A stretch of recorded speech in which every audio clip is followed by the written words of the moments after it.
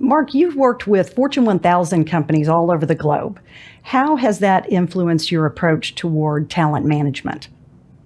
Yeah, every company is different with respect to the business problems they're trying to solve, but the talent and the talent acquisition, the talent development is really the same, right? So companies need to build a process or a strategy on how to retain talent, how to acquire talent, how to develop talent. So I've seen it in a lot of different industries, a lot of different size businesses. And what it comes down to is really finding the best people and motivating them to stay and perform at the best of their ability. Can you share some of the challenges across those industries with talent management? The biggest challenge I've seen over time is really the generational gap and the generational challenge, right? And we'll talk about this a little bit later, but I wrote a book about, the Gen Zers. So you and I are Gen X, right? We come from a different mindset. There's baby boomers that are in the marketplace or in the workforce. And then there's obviously the Gen Ys and the Gen Zs. So to get all four of those generations, or maybe sometimes five, to work together, to be in the sandbox and play well is really hard, right? Because everyone comes with a different perspective, a different experience. So really what's challenging is to build, sustainable programs, whether it's communication protocols, training, onboarding, types of, ways to make everyone work in a succinct manner so everyone can kind of, drive toward the CEO's purpose. Let's talk about some of the innovative strategies that you've used within these different sectors.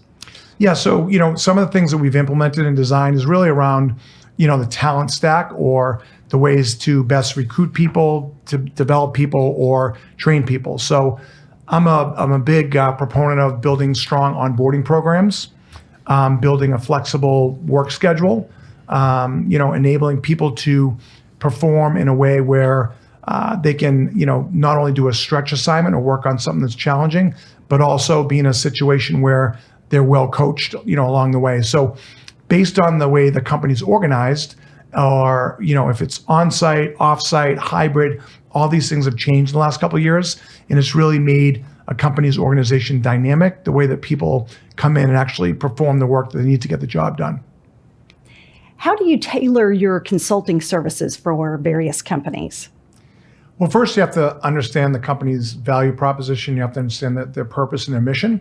And then the first thing we typically do is do an assessment, right? You need to understand what the goals are of the organization and how they want to move their talent forward. So we typically go in and do either some type of survey or we do some sort of engagement to better understand how the company's organized, how the workflows work within the organization. And then we very quickly turn around and outline, I'd call it a playbook, on how to build a performance management program. Do they need a DE&I program? Do they need some sort of agile workforce, implementation? Is it a technology platform or challenge? Is it a process challenge? So we want to try to vet that out very quickly. And then we look to implement, whether it's a technology solution or some sort of blend of a consulting engagement along with technology. Yeah, playbooks are quite the buzz right now and makes total sense. Is there a particular project that you've worked on that made like a really big impact on you that comes to mind? Yes, there's been a few over my career. I've had the opportunity to work, in my own businesses as an entrepreneur, but I've also had the experience to work at some large, big four consulting firms. I worked at PwC, Ernst & Young, and Deloitte. I was first Monitor Group and it became Deloitte. And you meet with, or you work with some incredibly smart people, right? We're talking people that have been in business leadership for a long time in many businesses. I've learned so much from all these people, whether they're PhDs from some of the top institutions in the world, all the way to business leaders. And what I'd say is, the most rewarding engagements that have come out of the work that we've done over the last, I'd call it, 30 years or so, is really when you see the true ROI, right? And ROIs can come in different flavors, whether that's a valuable ROI on a stock price, or it's an ROI on retention, or it's an ROI on a company's performance, whether it's growth or they're opening new divisions or new teams. And what I'd say is, we work with a large manufacturing company that had just received Series C financing, and they were about 1,500 people. And we came in and we did an organizational assessment, and we looked at their leadership, stack or their profile. And we looked at their talent gaps, and we said, we can scale this business internationally, and we can do it through partners, and we can do it through organic growth. And we came up with a plan, and we helped them implement it, right? So we worked with leadership team and the board, and we helped that company go from 1,500 people to 15,000 people in 3 years. And that was really a strong indication of really the team working together, a lot of cohesiveness in hitting the goals and around the growth strategy. And we were a part of it, being an external consulting practice. It was really a lot of fun.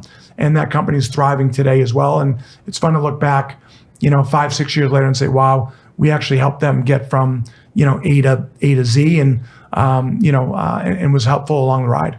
Well, how impactful that is to go from, what did you say, 1,500 to 15,000 in 3 years? Correct. So you impacted a lot of lives under that company roof and beyond. And so I say to you, this brings up your value and your credibility even more, because I'm sure that you, having worked with all of these various companies around the globe, Fortune 1000 companies, you're learning from the C-suites and some of the various individuals that are very talented, I'm sure, under these roofs. And then that's helping you to mold what you do on the projects to come. You're exactly right. Yeah. I mean, I'm fortunate, like I said, to have been a consultant over my career and learn from the best, right? So you learn a little bit, just like in sports. I'm a big sports guy. You play for different coaches. You learn a little bit from each one, right? Or you get a little bit from each team that or players that you're partnering or working with. So for me, getting having the ability to work inside some of these organizations and taking a little bit of the best practices and some of the tips and tricks from some of these leaders or some of these line leaders in these businesses and applying them to other industries or companies, has been really, really a lot of fun. A lot of golden nuggets in a lot of these businesses.